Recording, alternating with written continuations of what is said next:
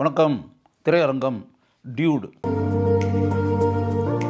பிரதீப் ரங்கநாதன் கதாநாயகனாக நடிச்சிருக்க படம். இந்த படத்தினுடைய இயக்குனர் கீர்த்தீஸ்வரன். இவர் வந்து சுதா கோங்கராட்ட அசிஸ்டன்ட் டைரக்டராக ஒர்க் பண்ணவர். இந்த திரைப்படத்தை மைத்ரி மூவி மேக்கர்ஸ் பட நிறுவனம் தயாரித்திருக்கிறது. இளமை தவழக்கூடிய காதல் கதை இது. பிரதீப் ரங்கநாதனுடைய கேரக்டர் பேர் அகன். அவர் ஜாலியான ஒரு மனிதன், கொண்டாட்டத்தோட வாழ்க்கையை அனுபவிக்கணும்னு நினச்சிக்கிட்டு இருக்கக்கூடிய ஒரு கதாபாத்திரம். அவருடைய முறை பொண்ணு மமிதா பைஜு, பிரேமலு படத்தினுடைய கதாநாயகி. படத்தில் அந்த பொண்ணுனுடைய பேர் வந்து குரல். சரத்குமாருடைய மகளாக மமிதா பைஜு நடிச்சிருக்காங்க. சரத்குமார் வந்து அமைச்சராக இருப்பவர். இளம் வயதிலிருந்தே அகன், குரல் ரெண்டு பேருமே நெருக்கமாக பழகிக்கிட்டு இருக்கவங்க. ரெண்டு பேருக்கு இடையில் ஆழமான நட்பு அப்படின்னு ஒரு ஸ்டேஜில் அந்த பொண்ணு தன்னுடைய காதலை வெளிப்படுத்துது. நம்ம ரெண்டு பேரும் வாழ்க்கையில் வந்து இணைஞ்சி திருமணம் செஞ்சுக்கிடுவோம், ஹஸ்பண்ட் ஒய்ஃபாக ஆயிடுவோம் அப்படின்னு சொல்லிட்டு குரல் கதாபாத்திரத்தில் வரக்கூடிய மமிதா பைஜு பிரதீப் ரங்கநாதன்ட்ட சொல்கிறப்போ, பிரதீப் ரங்கநாதன் சொல்கிறாப்புல, நம்ம சின்ன பிள்ளையிலேருந்து நம்ம ரெண்டு பேரும் ஒன்றா வளர்ந்துருக்கோம், பழகியிருக்கோம். ஆனால் நம்ம ரெண்டு பேரும் இப்படி இருக்கக்கூடிய அந்த உறவு இருக்குல்ல, அதை வந்து நான் நட்பு, ஃப்ரெண்ட்ஷிப்பு அப்படின்ற மாதிரி தான் இதுவரை நான் நினச்சிருக்கேனே தவிர, ஒன்றை வந்து காதலி அப்படின்ற மாதிரியோ நம்ம ரெண்டு பேரும் திருமணம் செஞ்சு குடும்ப வாழ்க்கை நடத்தணுன்ற மாதிரி மனசுக்குள்ளே எப்போவுமே நான் நினச்சதே கிடையாது. என்னால் அப்படி நினைக்கவே முடியலை ஒன்று அப்படின்னோடனே மமிதா பைஜு அதிர்ச்சி அடைஞ்சிடறாங்க. இம்மிடியட்டாக அங்கேருந்து கிளம்பி போய் அவங்க பெங்களூர் போயிடுறாங்க. 6 மாதங்களுக்கு பிறகு பிரதீப் ரங்கநாதன் தனிப்பட்ட முறையில் நினச்சி பார்க்குறாப்புல. அதாவது அவள் இல்லை அப்படின்போது எந்த அளவுக்கு ஒரு வெற்றிடம் இருக்குது அப்படின்னு வரும்போது மனசுக்குள்ளே நாம் அவளை காதலிக்கத்தான் செய்கிறோம் அப்படின்றது இப்போ தான் தெரியுது அப்படின்றத உணர்ந்த பிறகு சரத்குமார்கிட்ட போய் நேரடியாக அந்த விஷயத்தை சொல்லி, இதை மாதிரி மமிதா பைஜுவை வந்து நான் திருமணம் செஞ்சுக்கணும்னு சொல்லி நினைக்கிறேன் குரலை அப்படின்னு சொன்னோன்னே அவருக்கு ரொம்ப சந்தோஷம். அப்போ நீயே ஃபோனில் பேசு அப்படின்போது, நான் ஃபோனில் போய் பேச விரும்பல, நீங்கள் எல்லாத்தையும் இந்த திருமண அரேஞ்ச்மெண்ட்ஸ் எல்லாத்தையும் நீங்கள் பண்ணுங்கள், பண்ணி முடித்த பிறகு இங்கே வந்த பிறகு நான் நேரில் பேசிக்கிறேன் அப்படின்னு சொல்லி பிரதீப் ரங்கநாதன் சொல்லிடுறாரு. இப்போ திருமண ஏற்பாடு இந்த விஷயங்கள் எல்லாத்தையும் பண்ணிடுறாரு. பண்ண பிறகு மமிதா பைஜை இங்கே வர வச்சுட்டாங்க. மிகப்பெரிய கூட்டம் திரண்டு அந்த மாளிகைக்கு முன்னாடி அந்த அளவுக்கு அப்படியே கொண்டாட்டங்கள், கேளிக்கைகள், ஆடல்கள், பாடல்கள் இந்த பேட்டர்னில் இருந்துக்கிட்டு இருக்கக்கூடிய ஒரு நிலையில் ஒரு அதிர்ச்சி தரக்கூடிய ஒரு செய்தியை வந்து மமிதா பைஜு வெளியிடுறாங்க. என்ன அப்படின்னா, அதாவது எங்கள் அப்பா சொன்னார் அப்படின்றக்காக நான் வந்துட்டேன், ஆனால் இப்போ வந்து இந்த திருமணத்தில் எனக்கு விருப்பம் கிடையாது. அப்போ வந்து இன்னும் ஒரு குண்டை தூக்கி போடுறா. ஒரு இளைஞனை வந்து தான் காதலிக்கிறதாக. பெங்களூர்லேருந்து இளைஞன் இங்கே வந்துடுறான். அந்த கதாபாத்திரத்தில் நடிச்சிருக்கிறது ரிது ஹருண். அவன் ஒன்றும் பெரிய சம்பாத்தியம்லாம் ஒன்றும் கிடையாது.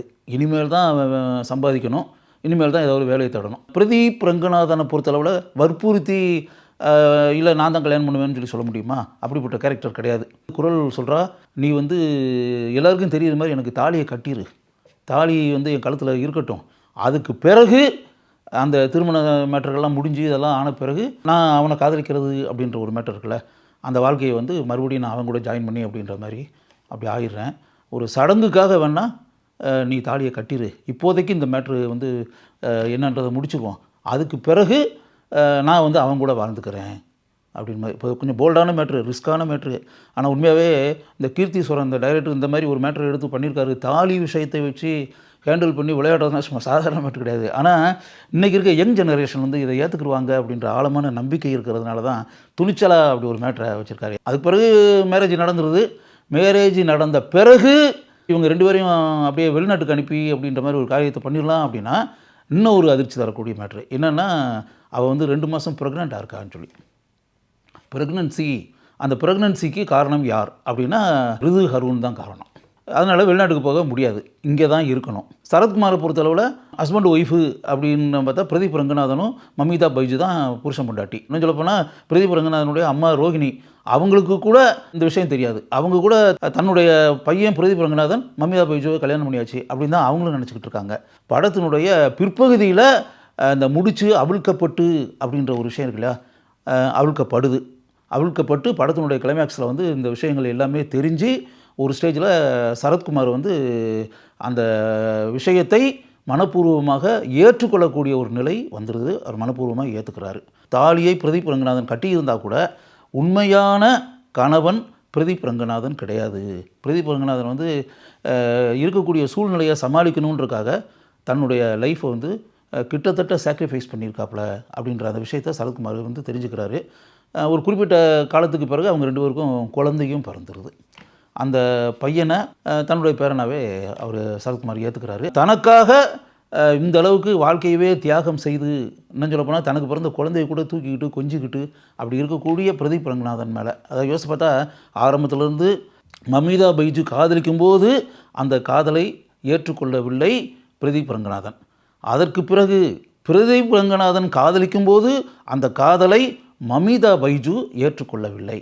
இப்படிப்பட்ட நிலை உண்டான பிறகு அவளுக்காக எதையும் செய்வதற்கு துணிச்சலாக இறங்கக்கூடிய பிரதீப் ரங்கநாதன் மேலே அவளுக்கு அளவற்ற அன்பு, பாசம், மதிப்பு, மரியாதை எல்லாமே உண்டாகுது. இன்னும் சொல்லப்போனால் சிம்பத்தி, பரிதாப உணர்ச்சி, இதெல்லாம் தாண்டி தனக்காக இந்த அளவுக்கு தன்னுடைய வாழ்க்கையை தியாகம் செஞ்சுருக்கக்கூடிய பிரதீப் ரங்கநாதனுக்கு தன் கண் முன்னாடியே தானே தேர்வு செஞ்சு ஒரு பொண்ணை தேர்ந்தெடுத்து அவனுக்கு திருமணம் செஞ்சு வச்சிடணும் அப்படின்னு முடிவெடுத்து ஒரு பெண்ணையும் கண்டுபிடித்து படத்தினுடைய கிளைமேக்ஸில் அவனுடைய சம்மதத்தோடு திருமணமும் செஞ்சு வைக்கிறது அப்படின்ற முடிவு அவள் எடுத்து ஒரு ஹாப்பி ஃபினிஷிங்கோட படத்தை முடிச்சிருக்கிறாங்க. டோட்டல் ஃபில்மே அப்படின்னா கலகலப்பாக போகுது. இளமை தவழக்கூடிய காட்சிகளை கொண்ட திரைப்படம். கலகலப்பாக சிறிது கூட போர் அடிக்காத அளவிற்கு இந்த திரைப்படத்தை அருமையாக இயக்கியிருக்கிறார் கீர்த்தீஸ்வரன். அகன் கதாபாத்திரத்தில் பிரதீப் ரங்கநாதன் அருமையாக நடித்திருக்கிறார். அவருடைய பாடி லாங்குவேஜ் இருக்குல்ல, எக்ஸ்ட்ரானரி. நம்ம தமிழ் பட உலகில் இப்போது நடிச்சுக்கிட்டு இருக்கக்கூடிய நடிகர்களில் மிகச்சிறந்த நடிகர்களில் ஒருவர் பிரதீப் ரங்கநாதன். மமிதா பைஜு அழகான நடிகை, திறமைகள் கொண்ட நடிகை. இந்த கதாபாத்திரத்திற்கு கச்சிதமாக பொருந்தியிருக்கிறார். படம் முழுவதும் அவர் புன்னகை தவழ வரக்கூடிய காட்சிகள் நம் மனசில் ஆழமான இடத்தை பிடிக்கின்றன. ரிது ஹருண் வளர்ந்து வரக்கூடிய இளம் நாயகன். இந்த திரைப்படத்தில் மிகவும் கேஷுவலாக அவர் நடித்திருக்கிறார். அமைச்சராக வரக்கூடிய சரத்குமார் தன்னுடைய அனுபவ நடிப்பை படம் முழுக்க வெளிப்படுத்தி இருக்கிறார். அகனுடைய தாயாக வரக்கூடிய ரோஹிணி அமைதியான அருமையான நடிப்பை வெளிப்படுத்தி இருக்கிறார். இந்த படத்தினுடைய இசையமைப்பாளர் சாய் அபியங்கர் கவித்துவத்தன்மை கொண்ட கலகலப்பான இளமை தவழக்கூடிய இந்த திரைப்படத்திற்கு ஒரு இசையமைப்பாளருடைய பங்களிப்பு எந்த அளவிற்கு இருக்க வேண்டுமோ அதை மிகவும் அருமையாக இந்த இசையமைப்பாளர் செய்திருக்கிறார். அனைத்து பாடல்களுமே இன்றைக்கி இருக்கக்கூடிய யங் ஜெனரேஷன் ரசிக்கக்கூடிய வகையில் இருக்கின்றன. பின்னணி இசையை கதையின் ஓட்டத்திற்கு ஏற்ற வகையில் மிகவும் சிறப்பாக இவர் செய்திருக்கிறார். நிகேத் பொம்மி இவர்தான் இந்த திரைப்படத்தினுடைய ஒளிப்பதிவாளர். ஒரு ஒளிப்பதிவாளருடைய பங்கு பொயட்டிக் நேச்சர் இருக்கக்கூடிய ஒரு திரைப்படத்தில் எந்த அளவிற்கு அருமையாக இருக்க வேண்டுமோ அதை புரிந்து கொண்டு இந்த சினிமாட்டோகிராஃபர் தன்னுடைய பங்களிப்பை பாராட்டக்கூடிய அளவிற்கு செய்திருக்கிறார். பரத் விக்ரமன் இவர்தான் இந்த திரைப்படத்தினுடைய பட தொகுப்பாளர். படத்தினுடைய ஆரம்பத்திலிருந்து இறுதி வரை சிறிது கூட சோர்வு உண்டாகாத அளவிற்கு இந்த எடிட்டர் தன்னுடைய திறமையை முழுமையாக வெளிப்படுத்தி இருக்கிறார். லதா நாயுடு இவர்தான் இந்த படத்தினுடைய கலை இயக்குனர். கூட்டம் அதிகமாக இருக்கக்கூடிய பல காட்சிகள் வருகின்றன. இது தவிர இளமை தவழக்கூடிய இளைஞர்கள், இளம் பெண்கள் வரக்கூடிய காட்சிகள் நிறைய இருக்கின்றன. அனைத்து காட்சிகளிலும் எந்த அளவிற்கு ஒரு ஆர்ட் டைரக்டர் தன்னுடைய பங்களிப்பை வெளிப்படுத்த முடியுமோ அதை இவர் நன்கு செய்திருக்கிறார். டியூட் கலகலப்பான இளமை தவழக்கூடிய கதை கருவை கொண்ட அருமையான திரைப்படம். இந்த திரைப்படம் இன்றைய இளம் தலைமுறையினருக்கு மட்டுமல்ல, குடும்பத்தைச் சேர்ந்தவர்களுக்கும் மிகவும் பிடிக்கும். ஒரு முறை இந்த திரைப்படத்தை நீங்கள் பார்க்கலாம். கலகலப்பான அருமையான ஒரு பொழுதுபோக்கு திரைப்படமாக இது இருக்கும்.